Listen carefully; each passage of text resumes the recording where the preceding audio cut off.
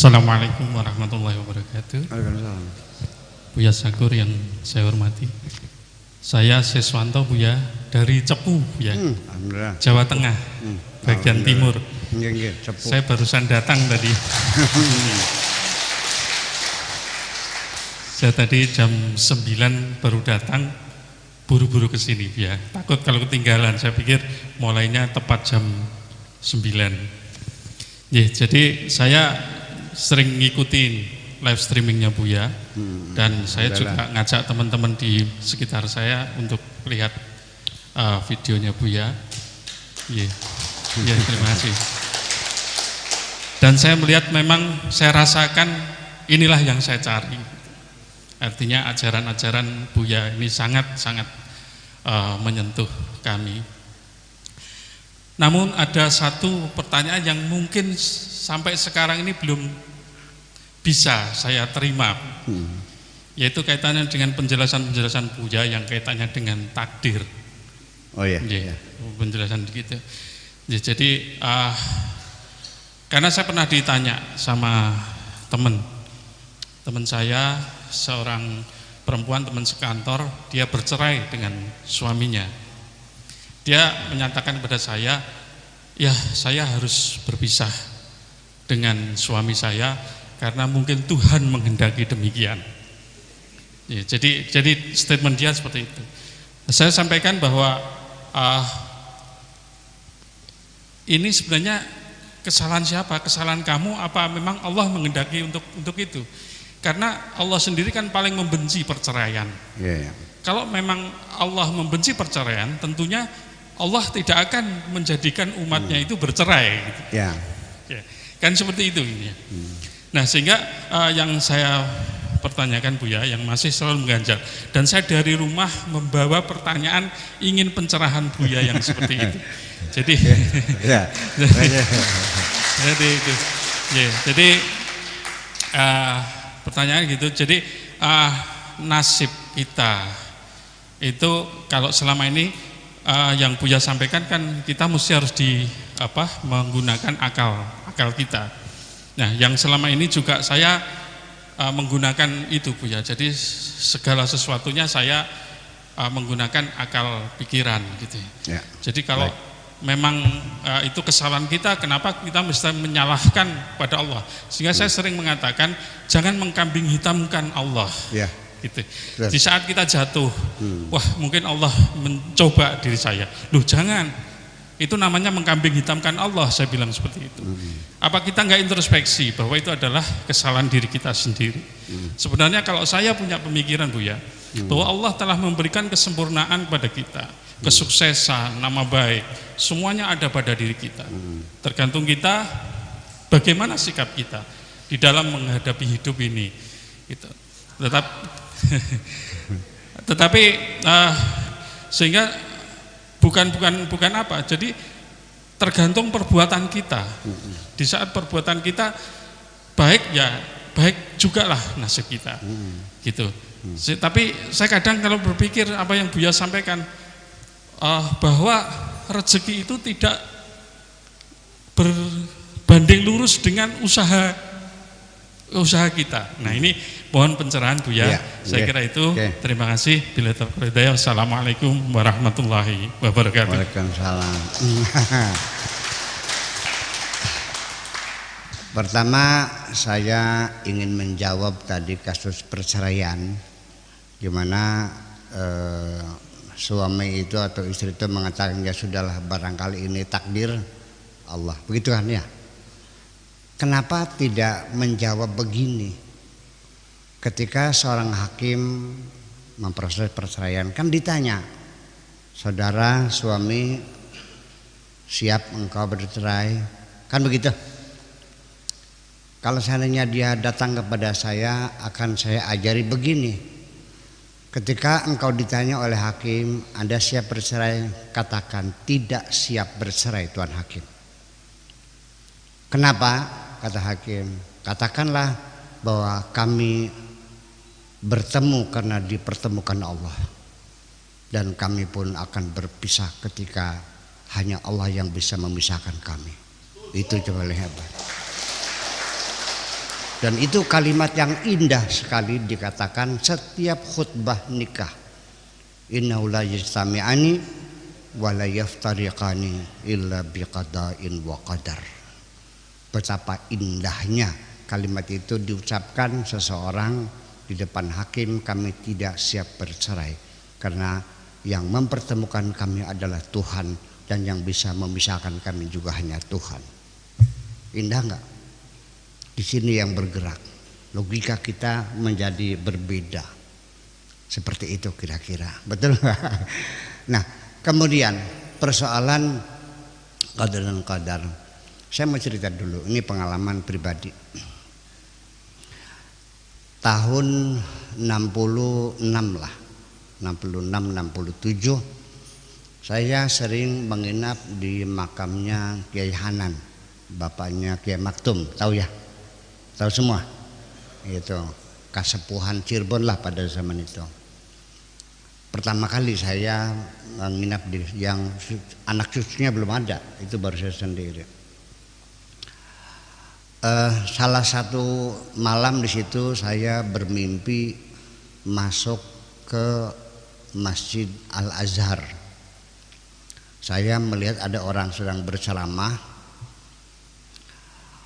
Para mustami'innya, audiennya pada berdiri sehingga saya nggak bisa melihat penceramahnya, mukanya nggak kelihatan karena orang Mesir tinggi-tinggi, sehingga saya mencari tempat yang tinggi, ada di galangan di atas itu ada ada tiang, saya mencari tiang, saya naik, apa namanya galangan tuh, antara tiang ke tiang tuh, ya galangan ya, ya. Yang naik, saya duduk di kalangan itu, baru kelihatan penceramahnya. Itu tahun 67 lah segitu. Tahun 71 saya ke Irak, kemudian 73-74 saya di Syria. Nah, akhir 74 bulan Juni ya, saya pergi ke Libya, mampir di Mesir dulu. 1 bulan di rumah Mbak Kiai Masyuri Syahid dari Kang Raksan tuh, mungkin dengar. Nah, pas bulan puasa saya diajak seraweh di Masjid Al Azhar. Begitu saya masuk, saya tidak aneh, ini masjid pernah saya lihat. Dan saya pernah mencari tiang, saya cari tiangnya, ketemu tiangnya. Saya bilang Pak Kiai Masyuri, ini tiang saya panjat. Nah, saya duduk di situ. Ini artinya apa? Begitu kegaiban Tuhan itu diperlihatkan, sesuatu yang bakal terjadi, berarti di situ ada setting. Percaya enggak? Kemarin mana Kang apa namanya? Mas Sarip mana? Mas Sarip mana? Ngasong, nah itu. Kang Benu mana? Kang Benu nih. Kemarin itu saya ada ceramah jam 10 lah di Kertasmaya. Jam 7:30 saya pergi ke dokter gigi, ahli gigi Narjanangun. Sampai di rumah gigi, mobil berhenti. Saya katakan kepada Kang Sarip, Mas Sarip, kamu nggak usah turun, tidur saja di mobil, betul nggak? Tidur di mobil, betul nggak? Oke. Saya masuk, gigi diperbaiki, pasang salah lagi, dibongkar lagi, pasang lagi, salah lagi, dibongkar lagi, sampai 3 kali sampai jam 10:30. Artinya kamu tidur aja, soalnya masih lama soalnya. Percaya enggak? Saksi, ini saksi hidup nih. Berarti kalau kita tahu apa yang bakal terjadi, berarti ada setting di situ. Berarti ada qadar dan ada qadar. Paham enggak? Itu satu dari sisi pengalaman pribadi. Dari sisi ilmu fisika, kosmologi, astronomi dan sebagainya, semua benda-benda alam semua berputar. Kullun fi falakin yasbahun, dengan kecepatan yang tidak pernah meleset. Hanya 4 tahun yang lalu pernah ada keterlambatan 1 detik kuantum dan sudah disesuaikan. Bayangkan, sejak meledaknya ledakan pertama teori ini masih teori Big Bang yang telah dipopulerkan oleh George Lemaitre, bahwa ledakan besar itu terjadi 14 miliar tahun yang lalu, dan terus dalam sistem the expanding universe semuanya mengembang, berputar dan berkeliling menjadi galaksi-galaksi, dan semuanya berputar pada porosnya dan tidak pernah bergeser. Kecepatan bumi berotasi tidak pernah bergeser. Kecepatan matahari bulan mengorbit bumi juga tidak pernah bergeser, dan orbitnya tetap orbit sinkron. Kemudian bulan tidak pernah jatuh ke bumi dengan tarikan gravitasi, tetapi bulan juga karena orbitnya orbit sinkron, maka dia juga menimbulkan gaya tarik keluar yang disebut dengan sentrifugal. Karena keseimbangan antara sentrifugal dan gravitasi, maka bulan tetap pada posisinya sampai sekarang, tidak pernah menjauh dari kita. Tidak mungkin itu semuanya terjadi secara kebetulan tanpa desain yang maha kuasa. Percaya enggak? Jadi akhirnya sebetulnya kita merasa mampu, kita merasa bisa, dari mana datangnya? Dari sudut pandang yang sangat sempit sekali sebetulnya mah. Ketika hati saya mengatakan minum, ya kan?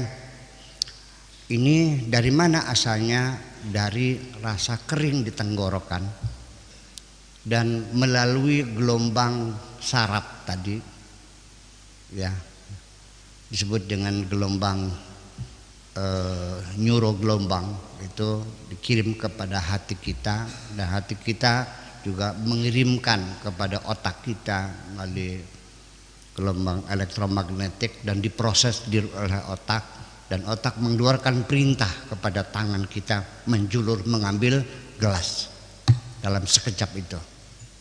Betul enggak? Dan lalu mulut kita juga terbuka, dan lalu mulut kita menghisap air itu sendiri. Berarti aku bisa mengambil gelas. Kesimpulannya, aku bisa mengangkat gelas. Setelah saya ketemu lagi, dia minta tolong, Pak Kiai tolong suapin saya. Lah, kamu katanya bisa ngambil gelas dulu, sekarang nggak bisa. Kenapa nggak bisa? Ya nggak bisa. Jadi yang aslinya kamu bisa atau tidak bisa? Yang aslinya bisa atau tidak bisa? Tidak bisa. Karena bisa, karena dikasih bisa, dikasih ke Allah. Ketika dicabut lagi.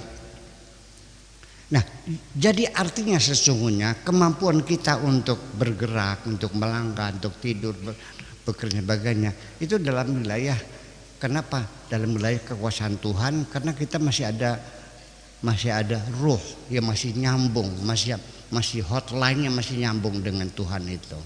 Maka kita bergerak. Contohnya seperti seorang masinis di metro kereta listrik di Jakarta, dia seperti anggota badan, dikomandakan oleh sentral kereta listrik itu. Kereta nomor sekian, iya bos, sampai Gambir jam 11 tepat. Oke bos, bos gas, kecepatan 20, betul enggak? Sampai di Manggarai turunkan dikit karena penghalang jalan belum tutup sempurna. Oke bos, diinjak, betul enggak? Sang masinis beranggapan saya bisa mempercepat kereta melaju, betul enggak? Dan saya bisa memperlambat kereta melamban, betul enggak? Ketika listriknya mati bisa dipercepat. Nah, itulah artinya. Jadi kita karena masih ada listriknya, kita ngerasanya bisa. Begitulah kira-kira sebagai percontohan kemampuan kita dalam keterbatasan kita ini dianggapnya kita segala-galanya. Kemudian bahwa ketika manusia ingin menentukan nasibnya sendiri, apakah saya mau nanya nih, apakah manusia bisa menentukan nasibnya sendiri? Saya nanya deh, ini nggak usah sedunia, seruangin aja. Pengen kaya nggak? Pakai kaidah, kalau kaya kerja keras. Saya bilang oke, silakan kerja keras. Nanti 5 tahun kemudian kumpul lagi di sini, sok ngacung siapa yang sudah kaya. Semuanya akan mengatakan bahwa kami ini kebetulan semua kok. Betul nggak? Yang dulu yang saya kasih modal 1 triliun ludes, betul nggak? Yang modal dengkul malah jadi pengusaha besar. Anaknya orang kaya bangkrut, anaknya tukang beca jadi dokter, bisa bikin rumah sakit. Apakah itu berjalan sendiri? Tidak. Memang ada undang-undang alam dan berlaku permanen. Tetapi Allah juga punya kuasa untuk menghentikan undang-undang itu kapan saja. Kaifa mayasha wa mata yasha, kapan saja dan di mana saja. Percaya atau tidak? Khawariqul ada, kemujizatan dan sebagainya itu sesungguhnya hanya satu percontohan saja dan tidak akan terjadi berulang-ulang, karena hukum alam itu ketika kita bereksperimen maka hasilnya akan sama. Kalau kita menguji sesuatu dan itu hukum alamnya sudah jelas hasilnya demikian, ketika kita mengharapkan hasil yang berbeda namanya ngelamun. Betul enggak? Kemudian andaikan engkau diberikan oleh Allah untuk mengatur dirimu sendiri. Oke, silakan. Kata Mu'tazilah, Allah hanya menciptakan manusia, diberi potensi, diberi energi, diberi roh, diberi akal, ada hati, perasaan, kaki, tangan, mata, lepas. Allah tidak melakukan intervensi. Itu kata Mu'tazilah semacam itu. Logika semacam itu dibangun dari pemikiran memahami keadilan Tuhan. Ini mesti kita ketahui dulu. Makanya saya tidak benci-benci banget sama Mu'tazilah, enggak kok, saya bersahabat sama Mu'tazilah. Karena juga saya memahami pemikiran mereka. Begini, Allah menyuruh kita berbuat baik, tetapi Allah juga melarang kita berbuat jahat. Nah, kalau kamu jadi maling, ya kan gitu. Sedangkan Allah melarang, padahal Allah sudah menentukan bahwa hidup kamu nanti bakal jadi maling. Kalau Allah menyuruh Anda beriman, tapi Allah sudah menentukan Anda adalah seorang ateis, apa artinya perintah Tuhan?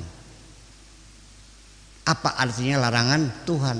Jadi kalau Tuhan melarang dan menyuruh, berarti manusia harus diberikan kebebasan untuk memilih dan berbuat. Logis nggak? Logis, saya juga paham. Itu yang menjadi masalah adalah sudut pandang Mu'tazilah melihat keadilan Tuhan. Bagaimana Allah menyuruh orang untuk berbuat baik, tapi Allah sudah menakdirkan dia berbuat jahat. Jadi logikanya, kalau kita menyuruh Kang Saidi untuk berenang di tengah lautan, ya tolong jangan diikat kaki dan tangannya. Kalau sudah dibelenggu dengan takdir, semuanya Allah menentukan, sama dengan orang itu diikat kaki dan tangannya, dilemparkan ke tengah lautan, lalu disuruh jangan tenggelam. Berarti Tuhan zalim kalau begitu. Supaya adil maka harus dilepas ikatan tangan dan ikatan kakinya supaya dia berusaha bisa berenang. Maka manusia harus diberikan kebebasan untuk memilih. Itu kan logika Mu'tazilah semacam itu. Akan tetapi dalam realitanya, realita kita percaya realita.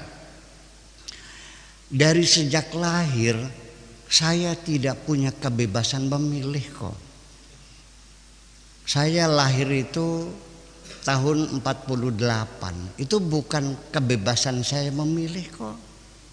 Saya nggak disuruh milih. Keluarnya dari perutnya Ibu Haji Zainab juga bukan pilihan saya. Lahirnya di Kertasmaya juga bukan pilihan saya. Lahirnya menjelang subuh juga bukan pilihan saya.